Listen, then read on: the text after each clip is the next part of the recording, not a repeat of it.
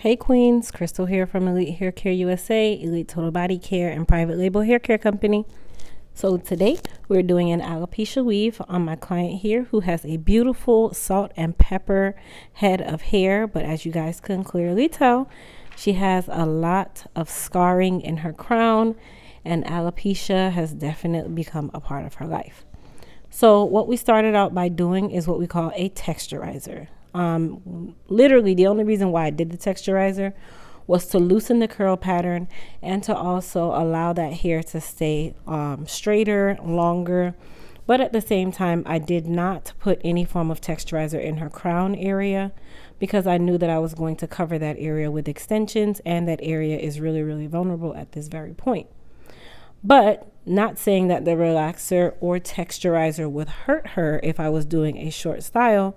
But in this case, I had no need to put any there because we were going to cover the crown anyway.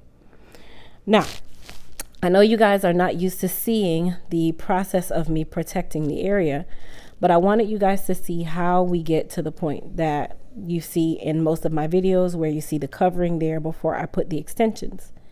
In her case, I did use a little bit of hair gel, and then I used her hair that she did have in the crown already, braided it so that it would become one like a cocoon around the area that was balding or thinning or whatever you would like to call that area.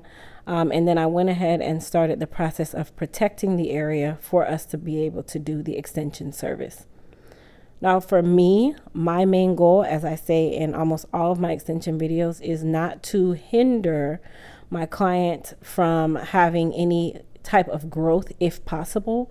And my goal, of course, is to always protect my client's hair that they do have in that area, even if it's one strand. I am not going to treat that strand like it doesn't matter. So I always do this with my clients. My goal is always protection, protection, protection, and more protection. Okay, so what she's going to do is she's going to go under the dryer, and we're going to allow that area to dry thoroughly before we can move forward with the next layer of protection. For her hair that will actually be out during this service, or for the time that she has the extensions in, we're going to just use a little bit of Elite Silk wrap foam to hold that area down to make it nice and smooth while she's under the dryer, so it won't require us to let me just say it this way, it keeps the hair out of the way while she's under the dryer. Number two, it starts the action of making that hair a lot straighter. Remember, we did a texturizer, not a relaxer. So she does still have a lot of the texture in her hair. It's just a little bit straighter or a little more relaxed in curl pattern. So that's the reason why I did a texturizer rather than a relaxer. I did want to preserve some of the density for us to be able to utilize whenever we're doing these different styles. Now that everything is dry, I'm just going through and using my blow dryer just to stretch the hair out just a little bit more, and to also dry any areas that did not dry while she was under the dryer, because she was only under there for about 20, maybe 25 minutes with the protectant area on the top. So before I started putting on the extensions, I did want to go ahead and silk her hair out. That will be out because remember, we didn't give her a full relaxer, so she does still have texture in her hair. So I went through with my flat iron and just silked out her hair. And then of course, we're also going to give her a trim before we actually apply the extensions. I don't like doing the trim once the extensions are in, because remember, the extensions can be longer than her hair, and I can't actually tell the difference between her hair and the extensions when it's time for a trim. And when I say I can't actually tell, that means that I'm not going to be able to go through and give her a proper trim, because at that point I'm focused on blending the extensions with her hair. So how to get around that is to do your trim and any type of maintenance to the hair before you actually apply the extension hair. That is something for my stylists who are learning to get into alopecia weaving services. And this is also for my clients, so you can understand the process that some stylists will do, so you have a little more knowledge if you were to walk into a salon and wanted to get a service of this nature from a stylist. So you guys can see that her hair is nice and silked. Okay, now she looks like she has an actual relaxer, but she doesn't. As I said before, once she puts water to her hair, the texture will begin to come back, and not as tight as when she started, but it will still have a little more texture than if it was relaxed bone straight. So what I'm doing now is exactly what we talked about a moment ago. I'm just going through and trimming her hair. Just because she has alopecia, that doesn't mean that she doesn't need to care for the hair that is still remaining on her head. Even if it was one section of hair, it's better to care for it than to not care for it, okay? You don't want to just utilize the weaving services and not actually care for the hair that you actually have that's in good place. Because guess what? All I have to do is add extensions to the crown. It would be even worse if I had to add extensions to every part of her head because she did not care for her own hair that she still had. And a lot of times that happens. Now for the weaving portion or the extension application, I did speed this part up because it can be a little tedious, but all I did was apply the extensions to her crown area using adhesive or hair glue. Okay, and that extra layer of protection was already placed on her hair, so she had 3 layers of protection up there. Now we're going to go through and start blending her hair with the extensions. And at the same time, at first she said she wanted a bang, and then after looking at it, she decided, no, I said a bang, but a side part. And then after looking at it, she's like, no, I'm not really into the side part. Let's go ahead and do a bang, because the side part can sometimes look very wiggy. It can give that appearance that it's not like a natural flow, whereas a bang, it can look either way. You know, it can look a little on the I got extension side, but it can also blend a little bit better with your hair or style. But it's really by choice, okay? So either way, if you guys can tell, her extension application is very flat. Okay, that's another technique that I definitely stress when you're doing services like this. It's all about blending and making it look natural. So instead of us doing the side part, we're going to go ahead and do her bang. I had her put her glasses on so we could see where the hair was going to fall.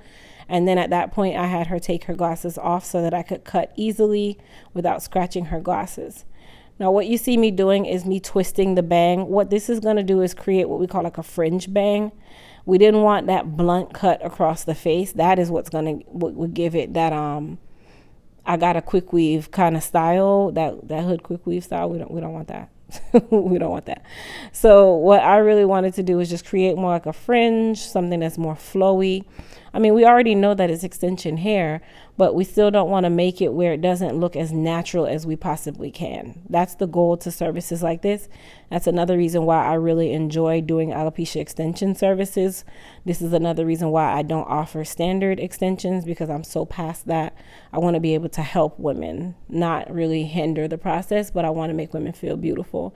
And I feel like doing extension services all day, every day is not utilizing the skills that God gave me, but that's just my thought. Okay, so now the extensions are all done. We're just going to go ahead and start the styling process. This part of the process is really simple. I don't spend a lot of time on styling. I'm very big on my finish, but I don't spend a whole heap of time on curling. I cannot stand, and this is a pet peeve of mine, to see stylists curl hair for over an hour and it still ends up looking exactly the same as if they were going to do it for 20 minutes. I just can't stand it. So I do large sections. I've already done most of the work leading up to this. So I'm a work smarter and not harder kind of person. Why am I going to go back through and do one tiny section at a time? If I've already silked the hair, I've already prepped the hair is already trimmed. No, we don't even have to do all of that, you guys. The only time I'll do that is if I'm doing like curls or something where it requires smaller curls for you to have a lot more density, that kind of thing. But in a case like this, we don't have to do all of that. We wanted it to look like a wrap. So that was the easy part. So, okay. I just have to kind of like put that sidebar there. All right. So for the top area here, this is now where we're going to start blending it with her hair, which we already did most of the blending when we went through and did the trimming of the extension hair. That is the blending part, you guys. Most stylists like to wait until the very end, and now you're spending all your time trying to retract and go back and fix and cut and style. I do all of that leading up to this point, so when I'm done, I'm done. Now let's talk hair. These extensions that she's using is made by a company by the name of Empire. They make a really nice salt and pepper hair, but there are so many others out there. If you notice, this salt and pepper is more pepper than salt, but for her, it was actually just fine. She went and had them match it to her liking. There's other companies that make more salt than pepper hair, but Empire actually is the best one to me because of the texture. I love the texture. It blends really well with salt and pepper hair because it's a little more coarse or yucky in texture rather than silky in texture. Also, for a service like this, I don't like to use bundle hair. It's not really required. Empire hair is less than $20 a pack. You are doing this as a temporary style. I don't need my clients to go and invest $100 on a pack of hair that they're only going to have for about 2 weeks. Empire does just fine, and it works just fine when it comes on to the styling and the blending. So I will stick with this for this type of service for my salt and pepper girls. So the name is Empire. You can get it at almost any Hood Beauty Supply store. I always say Hood Beauty Supply. Sally's is not going to carry this, you guys. Okay, Cosmoprof, no. You might find it on Amazon, but it might be a lot higher in price. So just look for your Hood Beauty Supply and order it there. All right, you guys, so the service itself or the style itself is about finished. Before I go, let me do a little bit of housekeeping. Don't forget our Black Friday sale is coming up soon. Also, my appointment book is open for December for new clients. Lastly, please go and subscribe to this channel as well as my Elite Total Body Care channel, where you guys can see a lot of my recipes. That's also where we do our Elite Eats and Money Mondays. And comment down below and tell me what you guys think about the finished style on my girl here. It was beautiful to me. It was beautiful. It really just enhanced her beauty even more. I loved the style on her. I felt even more confident for her. And I know that it worked out really well for her with her glasses. So that is all, you guys. But like I said, comment down below. Tell me what you guys think. And I'll see you guys in the next video. Thanks for watching.